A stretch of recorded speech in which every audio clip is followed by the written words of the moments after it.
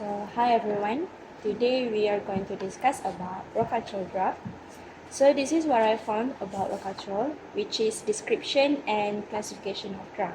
So, the description, first one is trade name, Rocaltrol. The generic name is calcitriol.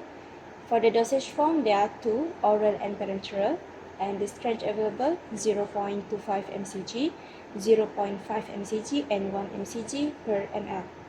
For the classification of the drug, there are two, pharmacologic and therapeutic. Pharmacologic is vitamin D analog that helps regulate calcium and phosphate metabolism in the body.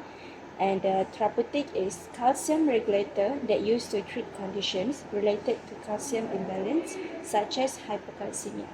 So, anyone? Next is pharmacokinetic of the drug. Pharmacokinetic is what the body does to the drug. The first one is absorption.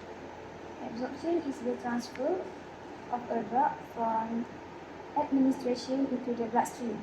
Calcitriol is rapidly absorbed from the intestine. Peak plasma concentration following a single oral dose of 0.25 until 1.0 mcg calcitriol with its Rocaltrol will reach within 2 until 6 hours. Second one is distribution, that refers to the reversible transfer of a drug between the blood and the extravascular fluid and tissues of the body. Calcitriol is approximately bound in blood during transport into the blood. Calcitriol and other vitamin D metabolites and bound to specific plasma protein. The third one is metabolism, which is biotransformation.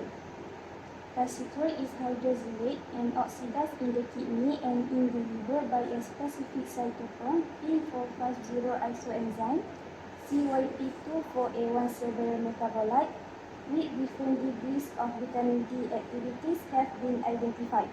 The last one is excretion, which is defined as the process whereby drugs or metabolites are irreversibly transferred from internal to external environment through renal or non-renal route.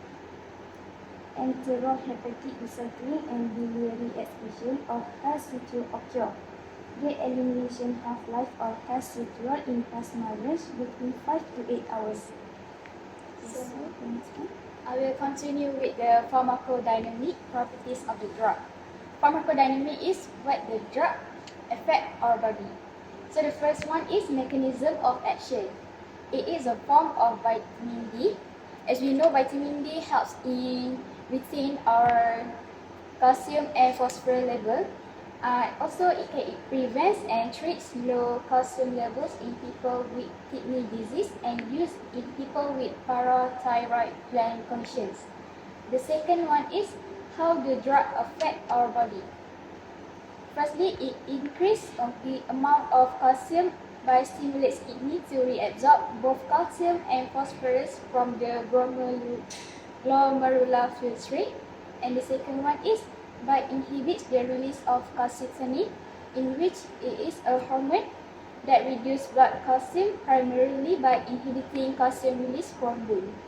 And calcitriol can also give us several side effects. The first one is loss of appetite.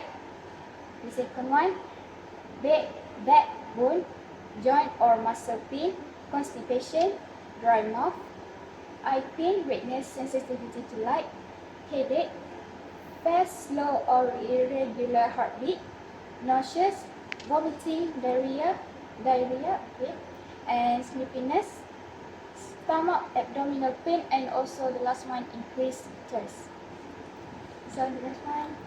Next is dosage and indication. The indication is established postmenopausal osteoporosis, renal osteodystrophy in patients with chronic renal failure, particularly those undergoing hemodialysis, vitamin E dependent ricket, hypophosphatemic vitamin D resistant ricket. Okay. For dosage, therapy should always be started at the lowest possible dose and should not be increased without carefully monitoring of serum calcium. Okay, first one is postmenopausal osteoporosis. Dosage for Rocaltrol is 0.25 mcg twice daily.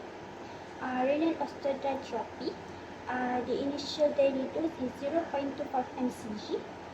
In patients with stomach or only slight reduced serum calcium level, dose of 0.25 mcg every other day are sufficient. Minutes. From my research, the contraindication for Rocaltrol is it should not be given to patients with hypocalcemia or evidence vitamin D toxicity.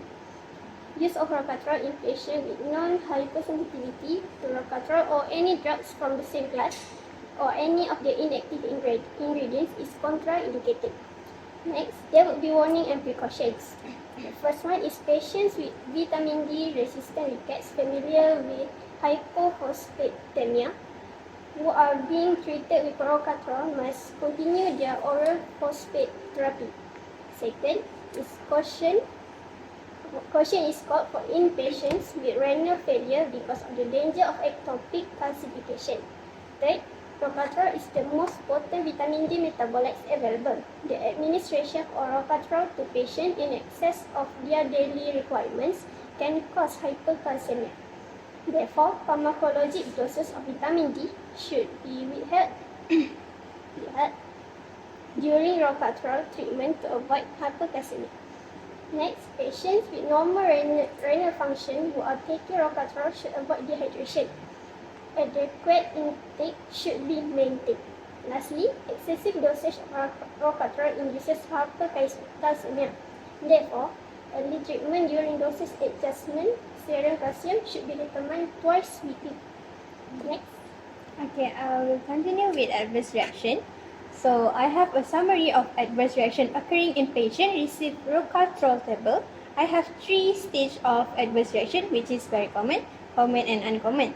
So there's for very common, patient always have hypercalcemia, and then common adverse reaction, which are headache, abdominal pain, nausea, rash, and urinary tract infection.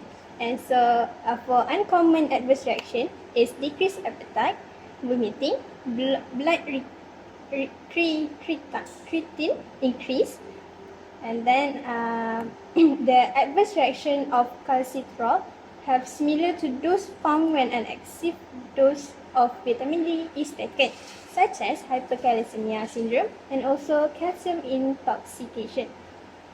And then for chronic effect, we have muscular weakness, weight decrease, sensory disturbance, pyrexia, thirst, polydipsia, polyuria, dehydration, apathy, throat retardation, urinary tract infection.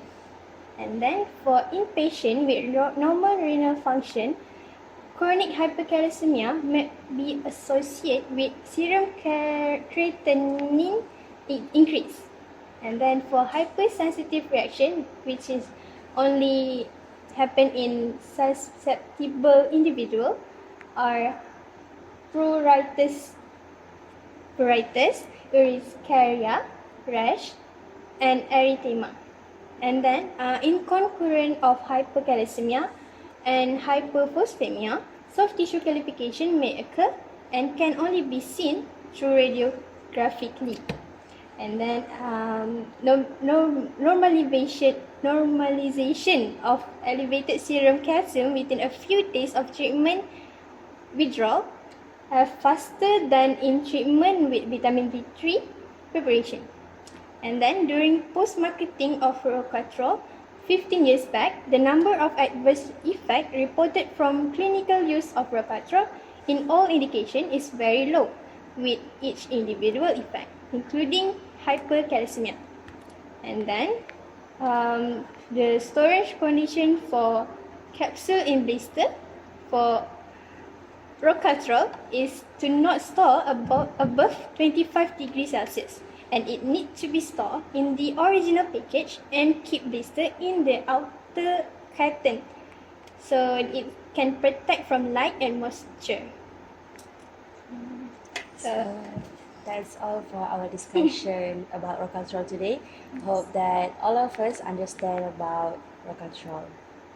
So that's thank you. Thank you.